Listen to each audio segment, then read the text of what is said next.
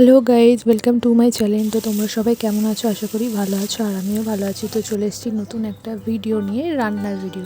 তো আজকে বানাতে চলেছি মাছের মাথা দিয়ে মুগের ডাল। তো প্রথমে তো কড়াইতে তেল নিয়ে নিয়েছি, মাছগুলো ভাজা হয়ে গেছে। ভাজানোর পর তারপরে দিয়ে দিয়েছি গোটা গরম মশলা, তেজপাতা, লঙ্কা। তারপরে একটু ভাজা ভাজা হয়ে যাওয়ার পর পেঁয়াজটা দিয়ে দিয়েছি। পেঁয়াজটা লাল লাল হয়ে যাওয়ার তারপরেতে আদা রসুন বাটা, জিরে বাটা দিয়ে দিয়েছি। ভালো করে মশলাটা কষিয়ে নিচ্ছি। কষানোর পরে ওর মধ্যে দিয়ে দিয়েছি টমেটোটা ভালো করে কষানো হয়ে গেছে। এরপরে দিয়ে দিয়েছি হলুদ গুঁড়ো, দিয়ে একটু ভালো করে নাড়াচাড়া করে নিচ্ছি।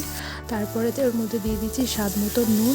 এরপরেতে আর একটু ভালো করে কষিয়ে নিলাম। আগে থেকে সেদ্ধ করা মুগের ডালটা, দেখো মুগের ডালটা সেদ্ধ হয়ে গেছে। এবারে মশলার মধ্যে মুগের ডালটা দিয়ে দেওয়া হলো। তারপরে ভালো করে কষিয়ে নিয়ে ভাজা মাছের মাথাটা দিয়ে দিচ্ছি। ভালো করে একটু কষিয়ে নিচ্ছি। ভালো করে নাড়াচাড়া হয়ে যাওয়ার পর ওর মধ্যে এক বাটি মতো জল দিয়ে দিয়েছি। জল দেওয়ার পর একটু স্বাদ মতো চিনিও দিয়ে দিয়েছি। এবারে ঢাকা দিয়ে রেখে দিয়েছি 5 মিনিট। তারপরে তুলে নিয়ে দেখো গরম ঘি ঝরিয়ে দিলাম। তারপরেতে সার্ভ করছি। দেখো কত সুন্দর হয়েছে মাছের মাথা দিয়ে মুগের ডাল। অবশ্যই তোমরা ট্রাই করো।